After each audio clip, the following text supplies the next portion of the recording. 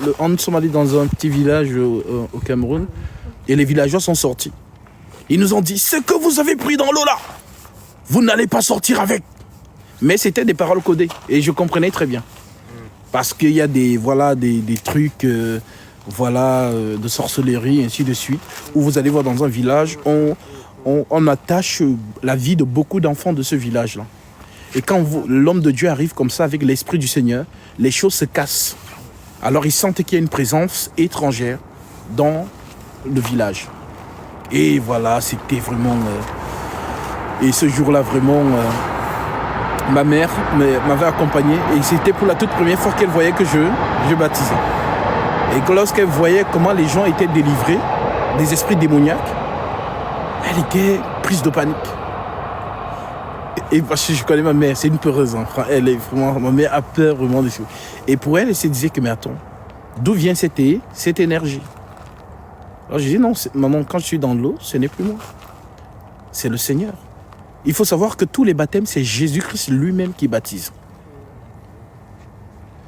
Nous, en fait, c'est la partie visible, mais l'homme invisible, c'est lui qu'on appelle l'homme intérieur. C'est lui qui fait tout. Voilà pourquoi quand l'heure de l'énoque éthiopien arrive pour avoir son baptême, Philippe ne connaissait pas l'énoque éthiopien. Exactement. C'est l'esprit qui dit à Philippe, lève-toi, va à tel endroit. Pourquoi il lui dit lève-toi? Parce que l'esprit travaille avec un corps. Exactement. Voilà pourquoi Dieu aussi, pour aller en Égypte, il a besoin d'un corps. Il appelle donc Moïse. Donc c'est le même processus. Alors le nec éthiopien veut comprendre la parole, mais il ne percute pas. Alors, le Seigneur, dans l'esprit, le voit. Et l'esprit dit donc à Philippe, lève-toi, va à tel endroit. En d'autres termes, j'ai besoin de ton corps. Quand Philippe se lève, donc il part, il voit le nec éthiopien. L'esprit lui dit, approche-toi de ce char. Philippe s'approche. Et là, maintenant, l'esprit s'exprime au travers de Philippe. Dans toute la conversation de l'eunuque éthiopien avec Philippe, il pensait qu'il parlait avec Philippe, mais il parle avec l'Esprit Saint. Parce que c'est le pourquoi, quand c'est l'Esprit Saint qui enseigne, ta foi est solide, elle est touchée. Voilà pourquoi l'Écriture dit, la foi vient de ce qu'on entend. Et ce qu'on entend vient de la parole de Christ. Pas de la parole de Gatsby, de la parole de Christ. Parce que si c'est la foi de Christ, toutes les tribulations qui vont venir, tu vas résister. Parce qu'il faut savoir que le Seigneur nous a annoncé, par exemple, le message de 4 terres. Le Seigneur dit, voilà, la bonne terre est celle qui entend la parole. Enfin, il y a des terres qui entendent la parole. Parce qu'ils ne la comprennent pas, Satan enlève vite ce qui a été sémé dans leur cœur. Donc, Satan enlève vite ça.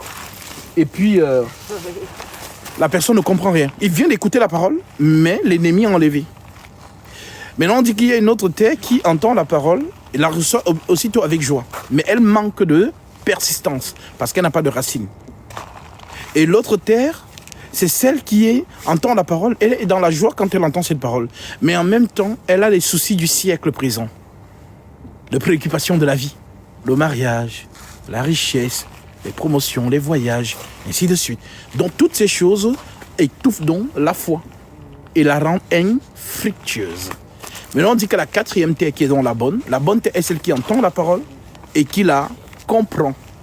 Elle porte du fruit. En gros, on ne peut pas porter le fruit dans la marche chrétienne si on n'a pas compris. La bonne terre est celle qui entend la parole et qui la comprend. Tout le monde entend, mais est-ce que tout le monde comprend? Donc la compréhension n'est pas liée aux hommes. Non, c'est Christ qui donne la compréhension. Voilà pourquoi dans Luc chapitre 24, on dit « Il a ouvert l'esprit afin qu'il comprisse les Écritures. » Donc quand tu as percuté l'Écriture, alors elle prend vie en toi. Tu la comprends. Voilà pourquoi personne ne viendra te dire ma soeur, sois courageuse, ainsi de suite. Tu sais que ta foi, c'est ton combat. Parce qu'elle va résister à toutes les manigances de Satan. Puisque Satan va se lever, le monde des ténèbres se lèvera pour éteindre ta foi, puisque la foi est une flamme. C'est la flamme de l'esprit. Et donc c'est quand par exemple, tu passeras par une période de sécheresse financière. Il y a beaucoup de gens qui perdent la foi à ce moment-là. Parce qu'ils vont prier, ah Seigneur, il n'y a rien.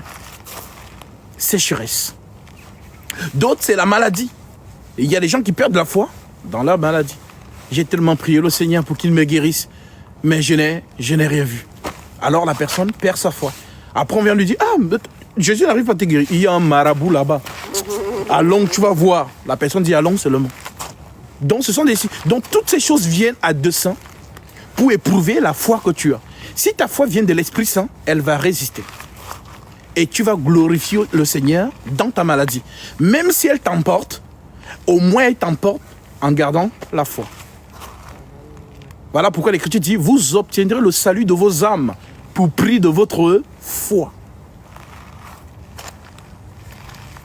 Donc après avoir cru, après avoir reçu le baptême conformément à la Sainte Doctrine, après avoir reçu le Saint-Esprit, il y a maintenant ce qu'on appelle la marche, l'exode céleste.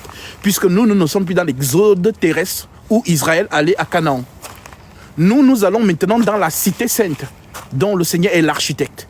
C'est ce qu'on appelle donc l'exode céleste, que Paul appelle, nous ne marchons pas par la vue, mais par la foi.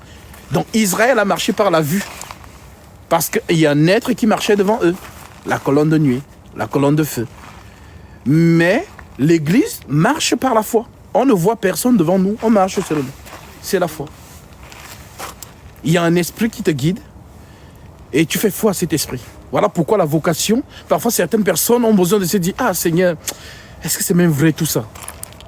Je veux voir pour continuer. Tu vois? Maintenant, il y a ceux à qui le Seigneur fait grâce, qui leur montrent des choses célestes. Par exemple, quand on dit Paul a été ravi au 3e ciel, quand tout le monde dit ça, tout le monde veut avoir cette expérience. Que Seigneur, je veux être aussi ravi au 3e ciel. Ce qui fait en sorte que Paul, donc, il est déterminé dans la vocation. Voilà pourquoi il écrit dans certaines lettres, je veux que je souffre pour les élus afin qu'eux aussi soient sauvés. Parce qu'il sait ce qu'il a vu. Et il veut vous amener là où il a, à ce qu'il a vu en fait. Voilà pourquoi il est déterminé dans sa mission. Il est tellement déterminé qu'il veut que vous vous accrochiez. Parce que la finalité de tout ça, elle est tellement glorieuse. Donc, c'est ça en fait la foi de l'Esprit Saint. Souvenez-vous toujours de ça. La foi vient de ce qu'on entend. Et ce qu'on entend vient de la parole de Christ. Il y a beaucoup qui ont décidé de croire en Jésus. Ça, c'est ta décision. Ce n'est pas Christ qui t'a appelé. À partir d'aujourd'hui, je crois en Jésus-Christ. Non, c'est toi qui as décidé. Dès que Satan va dire, ok, bon, bloquer ses finances. Ah, vraiment, je suis en galère. Ça fait même depuis que je n'ai pas vu 1000 euros. Ainsi de suite. Ah, il abandonne. C'est vraiment, il faut connaître justement c'est-à-dire cette vocation, elle n'est pas facile. Elle n'est jamais facile. C'est une vocation où le Seigneur, c'est un peu comme quand tu traverses l'espace, l'univers intersidéral. Quand on voit comme ça, c'est beau. Mais quand tu arrives là-bas, c'est très brutal. Il y a des astéroïdes, il y a les ondes que le soleil envoie. Donc c'est vraiment un endroit hostile. C'est un peu comme la mer, l'océan. Quand tu vas un peu dans l'océan, les poissons qui vont arriver là, ils vont te manger vivant. C'est comme si en fait, au fond de l'océan, il y a quelque chose. Mais pour arriver là-bas, tu vas voir ces monstres marins qui vont t'empêcher d'arriver. C'est aussi ça la marche de la foi. La marche de la foi, donc, c'est aussi une marche où on va trouver beaucoup d'obstacles. Et seuls les braves arriveront. D'où l'Écriture qui dit, le Seigneur dit, celui qui persévérera jusqu'à la fin sera sauvé. Voilà. Voilà pourquoi j'ai horreur de tous ces faux hommes de Dieu qui prêchent le monde, les choses de la chair. Parce que la chair a sa nourriture. Les désirs de la chair sont contraires à ceux de l'esprit. C'est la chair qui aime les femmes, qui aime les hommes, qui aime l'argent, qui aime les voyages, qui aime une vie de premier ordre. Ne nous mentons pas. La chair aime les bonnes choses. Maintenant, l'esprit, lui, justement, il veut nous faire quitter la chair pour l'esprit. Ce qui fait donc en sorte que on dit donc que la nourriture de l'esprit, c'est la parole de Dieu. L'homme ne vivra pas seulement de pain, mais de toute parole qui vient de la bouche de Dieu.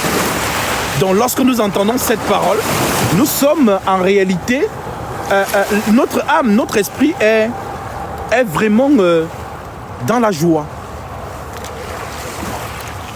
Ça se mouille depuis Ah d'accord. Il faut essayer d'étaler ça sur... Oui.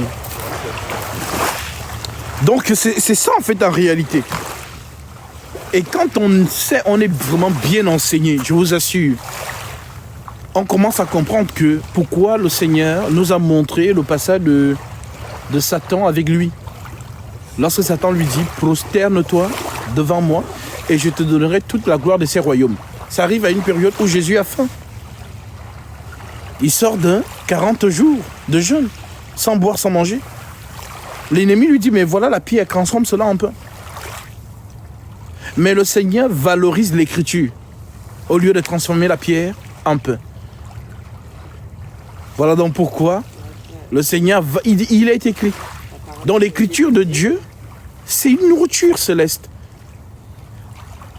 Donc aujourd'hui, dans les faux hommes de Dieu, c'est quoi leur technique? Leur technique, c'est de prêcher les choses de la terre. Parce que les hommes et les femmes sont en détresse. Chacun veut la réussite, une vie de premier ordre. Chacun veut se marier. C'est d'ailleurs l'un des signes des temps de la fin. Le Seigneur a donné 2 signes. En disant le temps de la fin sera comme au temps de Noé. Car dans les jours qui précédaient le déluge, les hommes mangeaient et buvaient, se mariaient et mariaient leurs enfants, sans s'en douter de rien, jusqu'au jour où le déluge vint et les emporta tous. Il en sera de même à l'avènement du Fils de l'homme. Quand Jésus prophétise, c'est que c'est ça. Donc les 2 signes, c'est l'engouement du mariage et manger et boire. Pour manger et boire, il faut quoi? L'argent. On ne peut pas manger et boire si on n'a pas l'argent. Après, vous voyez que quand tu dragues une fille, dès que tu l'amènes au McDo, elle te dit McDo. Ma copine, elle a snappé que c'est 5 étoiles à l'un du casse. Toi, tu m'amènes au McDo. Donc, tu commences à comprendre que c'est chaud. Tu n'as pas l'argent. Tu n'as pas l'argent. Donc, c'est ça, en fait, ce sont les réalités de nos sociétés. Donc, pour dire que cette parole du Seigneur Jésus-Christ, vraiment, résistez. Et la fin sera glorieuse. L'apôtre Pierre le dit avant moi. Vous qui l'aimez sans l'avoir vu, en qui vous croyez sans le voir encore, vous réjouissant d'une joie ineffable et glorieuse, parce que vous obtiendrez le salut de vos âmes pour prix de votre foi. C'est ça dont alors, cette espérance que nous avons. Et pour justement garder l'espérance vive, il faut, c'est le pourquoi, si le Seigneur ne vous envoie pas son émissaire, ce qu'on appelle, lui-même il le dit, priez afin que le Seigneur envoie des ouvriers dans sa vigne. Car la moisson est grande, mais il y a peu d'ouvriers. J'ai vu une image sur TikTok, la personne était vraiment inspirée de faire ça. C'était comme un grand désert où il y avait beaucoup de sable mouvant. Il y avait donc des gens qui s'enfonçaient. Et il n'y avait que 2 qui ne s'enfonçaient pas. Et qui essayaient de tirer tout le monde. Donc pendant qu'ils tirent ici, l'autre étend la main. Ils ne sont que 2. Devant une multitude de personnes qui s'enfoncent. La moisson est grande et il y a peu d'ouvriers. En d'autres termes, ces ouvriers, c'est le Seigneur qui les envoie en compte-gouttes, génération en génération. Donc, le Seigneur peut envoyer un ouvrier qui vient dans une génération et ne ramène que 10 personnes. Parce que la plus grande partie de l'église dort déjà. Les gens pensent que quand on parle de l'église, ce sont les vivants. Non. La plus grande partie de l'église dort déjà. C'est-à-dire, toute génération qui est passée, le Seigneur a prélevé ses saints. Peut-être la génération passée, il n'implique que 6. Donc, chaque ouvrier vient prendre ce que le Seigneur a destiné pour lui. Voilà pourquoi Paul pouvait utiliser les expressions « Je vous ai fiancé à un seul époux pour vous présenter à Christ comme une vierge pure ». Donc ne pensez pas que tout date, au temps de Noé, on a dit 8 personnes sur toute la terre. Et les statistiques de la NASA disent que nous sommes 8 milliards. Donc sur les 8 milliards de personnes sur la terre, il y a combien d'élus? Et ces élus, il faut donc les trouver. Voilà donc pourquoi l'Écriture dit qu'ils sont beaux les pieds de ceux qui annoncent la paix. Parce que lorsqu'on proclame l'évangile, c'est pour que les élus se reconnaissent. C'est-à-dire, je peux arriver dans une ville, et dans cette ville, il y a 6 millions d'habitants. Et dans tous les 6 millions d'habitants, il n'y a que 2 élus. Je suis venu dans cette ville pour que les 2 élus entendent la parole. Dès qu'ils ont entendu, je sors de là. C'est ce que le Seigneur dit à Paul, dans Actes chapitre 18, verset 9. Ne te tais point, mais parle, car je suis avec toi. Et personne ne mettra la main sur toi pour te faire du mal. Parle, car j'ai un peuple nombreux dans cette ville. Donc le Seigneur amène son ouvrier en sachant que dans cette ville, j'ai tel nombre de personnes. Lorsqu'il proclamera la justice, et c'est ce qui s'est passé à Athènes. On dit quand Paul a enseigné, les gens se moquaient. Mais on dit quelques-uns, quand même, s'attachèrent à ces paroles. Et on commence à citer les quelques-uns. Donc l'aéropagiste lui-même et quelques femmes de haut rang. Maintenant, humainement parlant comme ça, je vais me dire, je suis venu à Paris, 6 millions d'habitants, il n'y a que 2 personnes. Ah, vraiment. Mais non. Même le Christ n'a pas eu l'unanimité. On dit qu'il y a des disciples qui ont abandonné Jésus. Donc si on abandonne le Seigneur, toi tu es qui?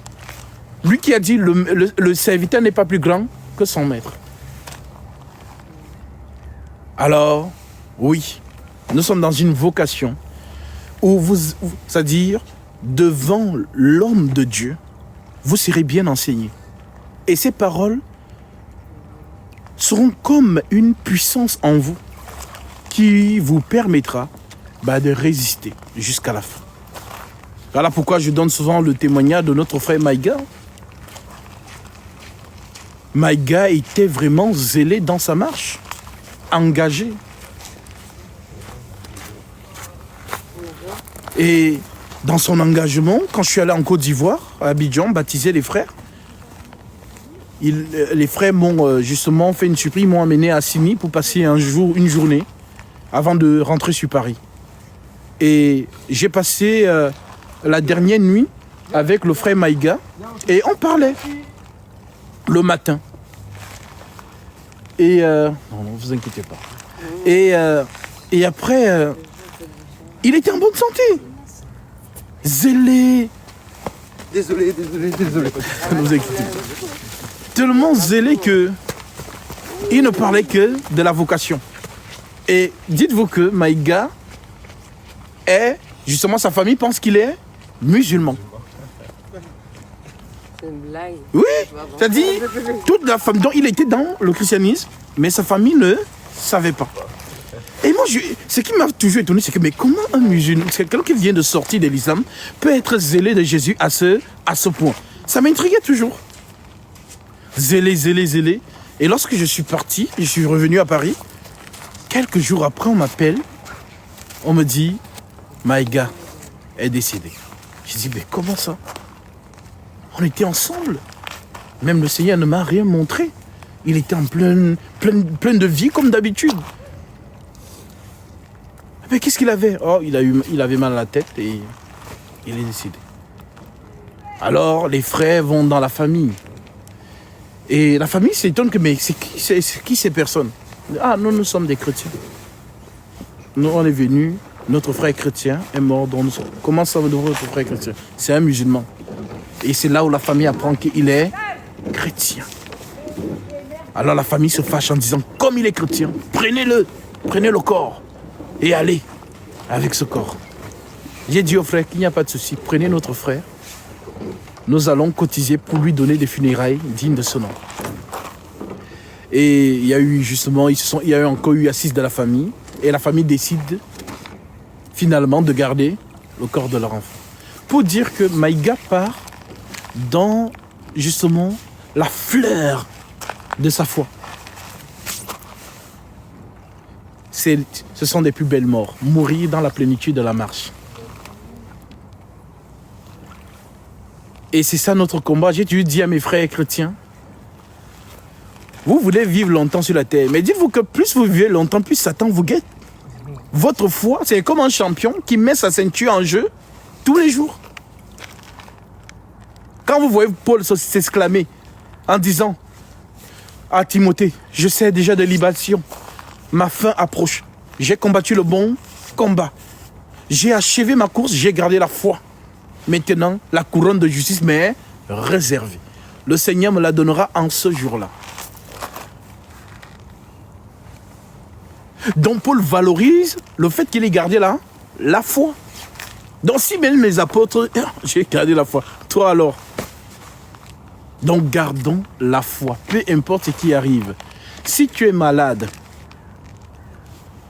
et que cette maladie doit t'emporter, parce que vous savez qu'il y a des maladies que Jésus donne. Le Seigneur peut te coller une maladie. Et cette maladie, c'est pour sa gloire. Je vais venir prier dessus, ça ne va pas partir. Le Seigneur avait dit, vous chasserez les démons en mon nom, non? Paul avait un démon qui était un soldat, qui le suivait. Paul dit, j'ai prié le Seigneur 3 fois de l'éloigner de moi. Il m'a dit, ma grâce te suffit. Car ma puissance s'accomplit dans la faiblesse. C'est moi qui l'ai mis là, il va rester là. Et ce démon était là pour empêcher à Paul de s'enorgueillir à cause de l'excellence des révélations qu'il recevait. Il a dit lui-même, pour que je ne sois pas enflé d'orgueil, une écharde m'a été mise dans la chair, un ange de Satan pour me souffleter et m'empêcher de m'enorgueillir. 3 fois, j'ai prié le Seigneur de l'éloigner de moi, mais il m'a répondu, ma grâce te suffit, car ma puissance s'accomplit dans la faiblesse. Alors, c'est là on peut, comme lui-même disait l'apôtre Paul, les voies du Seigneur sont incompréhensibles. Parce que Satan a une occasion de perdre Paul, mais bizarrement, c'est encore lui qui empêche qu'il ne perde pas. On se dit, mais attends. D'où l'Écriture qui dit, lorsque Dieu approuve les voies d'un homme, il dispose même celles de ses ennemis. C'est merveilleux. Donc vraiment, votre foi, votre combat. Alors, je pense qu'on va commencer. Elle a finalement pris... D'accord, on va commencer, elle va nous rejoindre.